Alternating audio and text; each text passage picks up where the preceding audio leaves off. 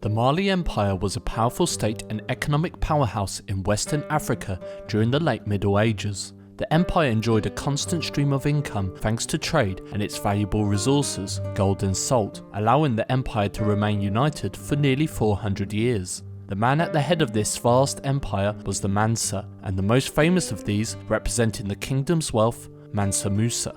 Most of the information on Musa comes from Arabic sources later in his life and later manuscripts, making reliable information on him patchy at times.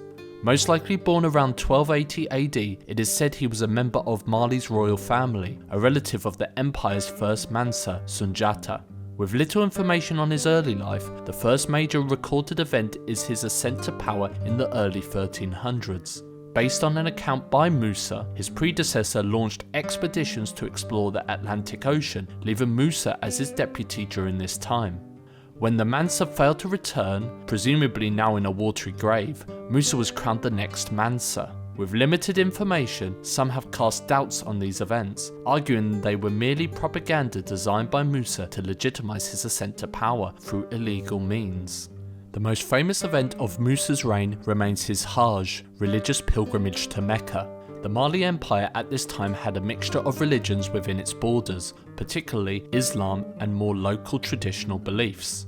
Musa, however, was firmly a devout follower of Islam, and a Hajj seemed inevitable. However, his decision of how to carry it out showed more than simply religious devotion. Rather, it showed a desire for the wealth of Mali and its ruler to become well known to the world. It was reported he led a procession of 60,000 men, with camels carrying tons of gold. He passed through major cities in the Islamic world, giving away and spending gold in such vast quantities it caused a crash in the price of gold while in Cairo.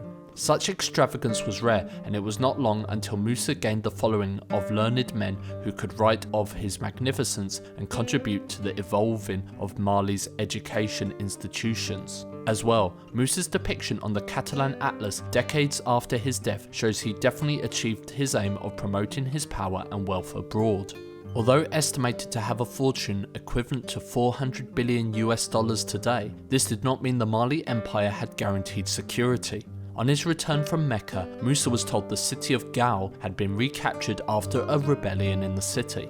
Later on, the city of Timbuktu would be invaded and reconquered in quick succession. While ensuring the military security of the empire, Musa had a greater vision in mind for securing his own legacy within the empire.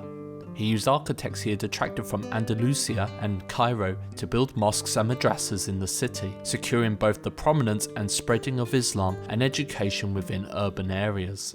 The most famous of these, Sankor Madrasa in Timbuktu, attracted a constant stream of visitors as the city became a trade hub, with both merchants and learned men attracted to the region. At its peak, it was said to be the largest library in Africa since the Library of Alexandria. Like his birth, the date of his death is not clear, but accepted to be sometime between 1332 and 1337 AD, with it most likely to be the latter of these two, being succeeded by his brother Solomon.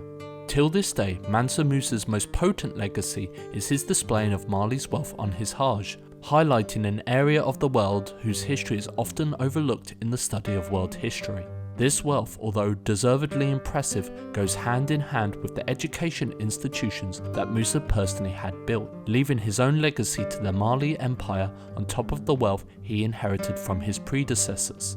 Together, these start to reveal both the power of this empire and how it was able to enjoy a golden age under Musa and successive rulers.